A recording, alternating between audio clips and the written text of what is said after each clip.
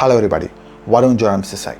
Mark Carney, who is currently serving as the Prime Minister of Canada, has dissolved the Parliament, and as a result, the Canadian Parliament election is about to happen on 28th of April 2025. I have just requested that the Governor General dissolve Parliament and call an election for April 28th. And she has agreed. Well, the question is, who is going to be the next Prime Minister of Canada? Is it Mark Carney or Pierre Poilievre? And how did Donald John Trump involved in this particular Canadian election? And why did Justin Trudeau resign? In fact, his own party members have forced him to take this particular decision. The question is, why? And while Pierre Poilievre, who belongs to the Conservative Party, had a huge advantage over this particular election, in fact, he was about to win this particular election 2025. But recently, for a couple of months, the trend has been completely changed, and in fact, the trend has been completely reversed. Now, Mark Carney is giving a breakneck competition and tough to Pierre Poilievre. All such things we are going to discuss in today's video. Alright, let's dive in. Now, before we move into actual episode, let's talk about Justin Trudeau. So, Justin Trudeau has been elected as the Prime Minister from 2015, and for the past 10 years, he is being as the Prime Minister, and he is the youngest leader of all time, and more importantly, the Canadian youths give him a lot of support, and he seems to gain extreme popularity over the Canadian people for the past 10 years. And he belongs to the central left wing. Now, to tell you about his own party, you have to understand what is left wing and what is right wing. So, coming to left wing, those people who are really being that particular party will have leniency towards immigration policies. Those people will tax the wealthiest and richest people, and those people will focus on giving a lot more welfare to middle class people. They tend to focus on giving education, hospitality, and a lot more public services to people. Alright, so coming to right wing, it's exactly opposite. They tend to support the business oriented communities, and more importantly, they also even tend to avoid the foreign immigration. In fact, they give a lot more importance to local production and local people. At the same time, they avoid the foreign people and still imposes huge more implications on the foreign investors and other things. Alright, so coming to Justin Trudeau, he is said to be central left wing. Now, what does it mean? At one side, he seemed to be lenient towards people. At the other side, he seemed to be lenient towards the richest people as well. So, however, coming to his economic policies, it has been observed that he began to tax the richest people, and he began to focus on the environmental developments as well. In fact, he began to scrutinize and make the environment policies very stringent. And to tell you about it, he is really concerned about bringing the net carbon emission to zero by 2050. So as a result, he began to implement the carbon taxes, and at the same time, while he is still concerned about the level of housing crisis, the inflation that is occurring in Canada, he still took a lot more valuable steps. As a result, once again, he imposed huge taxes on the foreign retail investors who's about to come to Canada, who's about to buy a new home and rent it to Canadian people. Even to those people, even to those foreign investors, he started to implement huge taxes. And at the same time, he also started a lot more affordable housing programs, and he started to implement a lot more rental control measures, everything else. And at last, he also started to focus on child welfare, education, and other things. Alright, so these are few deep insights which you need to know about Justin Trudeau. So if you ever wonder now what happened really to Justin Trudeau, to tell you about him, in 2018, if you see, the approval rate for him is about 65%. Now recently it was just 22%. The reason is very simple. First thing is the carbon tax. Every dollar counts, and I think living in Vancouver, definitely budgeting as like a young professional can be challenging. Climate change, we have to be aware of it and make some changes towards that as well. But there's other things that we need to worry about as well. And while governments say eliminating the tax aims to bring some financial relief, its removal leaves a $1.5 billion hole in BC's provincial budget. Now, there's always been a huge inflation in Canada. Alright, so at this point of time, those people have been forced to pay this carbon tax, and the housing cost, the housing rates, that has been not yet reduced till now. So these reasons have forced him and created a huge level of frustration among Canadian people. And as a result, the by-election that really took place last year 2024, gave him a nasty blow. So to tell you about it, this particular Liberal Party have a strong upper hand in many places. So no matter how tough or easy the situation is, in fact, majority of the votes or majority of the people start to support this particular Liberal Party. More importantly, the Toronto and Montreal, these are the places where the Canadian people have strong uphold and strong advantage. Even in these places, a Liberal Party have been defeated so badly. So as a result, Canadian MPs and the parliament members have suggested, in fact forced Justin Trudeau to resign. Justin Trudeau has announced he's stepping down as the Prime Minister of Canada and as the leader of his party. He's been in office for 9 years. He also announced the temporary suspension of Parliament. Mr. Trudeau has been under pressure to resign for months, with more than 20 fellow members of his Liberal Party publicly urging him to go. So on January 2025, he has resigned as PM. By March 15, 2025, he stepped down as Prime Minister, and currently Mark Carney is serving as the Prime Minister right now. Alright, now who is going to be the next Prime Minister? Is it Pierre Poilievre or Mark Carney?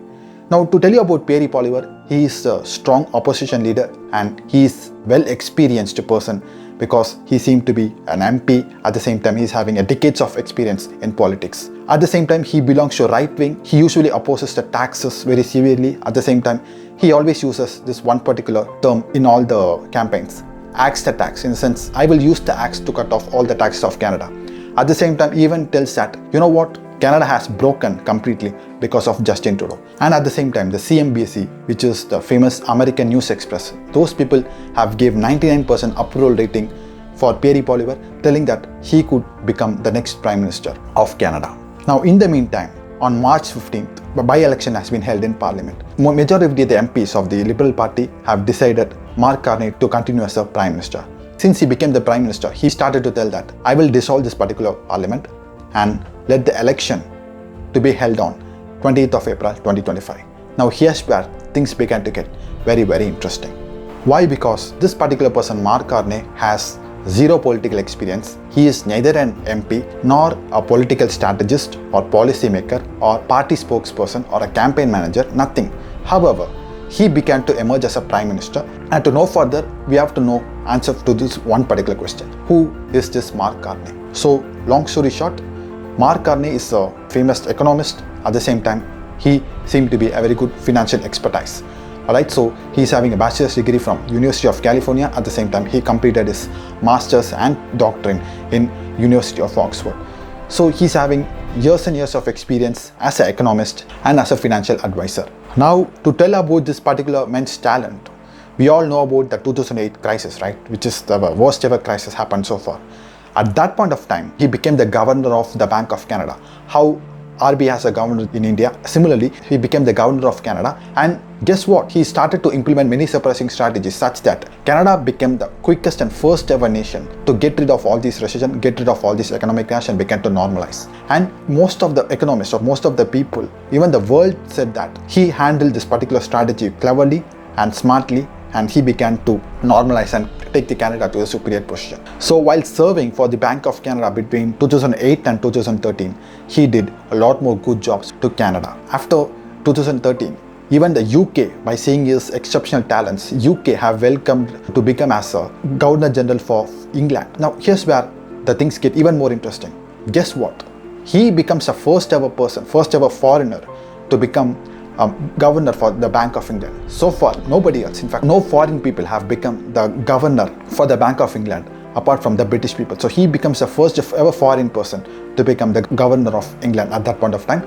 And why did UK welcome him? To tell you about it, UK already had the Brexit issues, British exit. So at that point of time, the UK is going to have a lot more issues, right? Because there is always going to be change in economic policies, and at the same time, the currency could probably deflect a lot. The GBP, the Great British Pounds, could probably deflect a bit. At the same time, there's going to be a lot of changes coming, the forex transactions and everything else. Even he, from 2013 till 2020, he continued to be as a governor for the Bank of England and started to serve as a great economist and financial advisor, and successfully made this Brexit possibly happen and normalize the economy of UK at that point of time.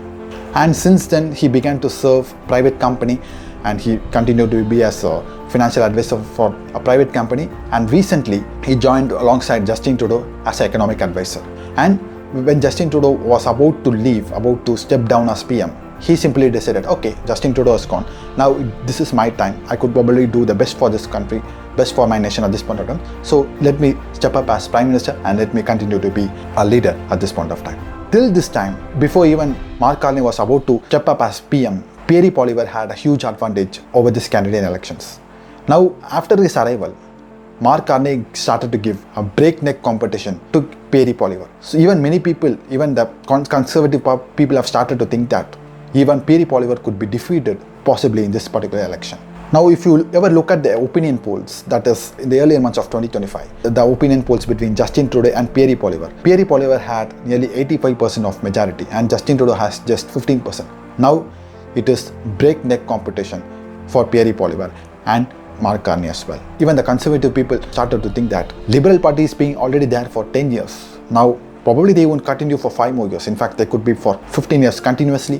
Why did Pierre Poilievre has started to face huge lag among Canadian people, and why did Mark Carney started to become so popular within this short span of time? Well, it's all because of one person, Donald John Trump.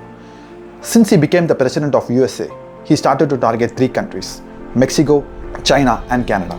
Now coming to Canada, he started to criticize Justin Trudeau as 51st governor, and he also started to mention Canada as the 51st state of United States of America. Now Canada seems to be as a second largest country in terms of landmass and area. They seem to be the second largest country. First country seemed to be Russia and second country seemed to be Canada. At this point of time, Canadian people feel it as an insult and those people started to get frustrated. And more importantly, the tariffs. While 75% of the Canadian exports are going to USA, the tariffs have started to affect the Canadian economy so badly. So as a result, the Canadian people have started to show huge patriotism and those people started to boycott US goods and those people started to raise a huge voice against Donald John Trump. And Elon Musk, who is the right hand of Donald John Trump, he comes in the time when Justin Trudeau resigns as PM. He started to criticize Justin Trudeau as a 51st governor once again, and he even started to welcome Pierre Poilievre as the next PM. So even people hate Trump have started to hate Elon Musk as well. In fact, Elon Musk is having dual citizenship. He is already a citizen of USA and he is already a citizen of Canada. People have started to threaten Musk that we are going to provoke Musk's citizenship. We are not going to allow him to enter Canada anymore. And such kind of protests and such kind of words have been given by Canadian public as well. So this seems to be the first reason why Mark Carney began to take upper hand and Pierre Poilievre began to face a huge lag from the Canadian people. So coming to Pierre Poilievre, he belonged to the right wing, that is the Conservative Party, and Donald John Trump, Republican Party. So even most of the people started to call Pierre Poilievre as mini Trump. So in fact, most of the people are telling that he is the agent of Donald John Trump. It is nearly impossible for Pierre Poilievre to handle Donald John Trump and his tax implications. And another thing is that his own party members, Pierre Poilievre's party members, have a lot of people who will simply support Donald John Trump. Now, if he began to tease or criticize Donald John Trump, those people will stop voting him and he might lose a lot more vote percentage in the elections. At the same time, if he stops scolding, the people will ask him one simple question: how he is going to handle Donald John Trump. And coming to Mark Carney, since his arrival, the first ever thing what he did is he removed the carbon tax. And next thing is he removed the capital gains tax as well, which gave the Canadian people the huge relief. We eliminated the tax on carbon for consumers, for small businesses, and for farmers to end the division that it was creating amongst Canadians. Because we are stronger together. We reversed the increase in the capital gains tax so that builders are encouraged to take risks. The thing is that the Canadian people who experienced the problems for few years, even in fact a couple of months ago, those people started to get huge reliefs. To tell you about it, the carbon taxes and more importantly the inflation, the general inflation, the house pricing and everything else, those people started to get huge relief. Now just only one issue is pending at this point of time: Trump, America, tariff. Who is going to handle Trump in a wise manner? How these particular taxes are going to be held in a better level? And how is Canada going to outplay America at this point of time? Mark Carney once again holds a huge upper hand right now. So just imagine, it has been 10 days since he became the Prime Minister. Within these 10 days, there has been a huge change in trend for the election. Still 30 more days left, right? So within these 30 days, he could probably take more and more advantage, more and more upper hand, and he could probably go all the way and become the next Prime Minister for Canada. Alright, so that is what my opinion tells, and even most of the Canadian people's opinion tells as well. Alright, so that is the conclusion that I want to give in today's video. Alright, so if you ever have your own opinion, so if you ever have your own thought, you can still comment below. Alright, thank you once again for watching this video, and for more such global insights, geopolitics and world advancements, make sure to subscribe our channel as well. See you next video. Until then, bye bye for now.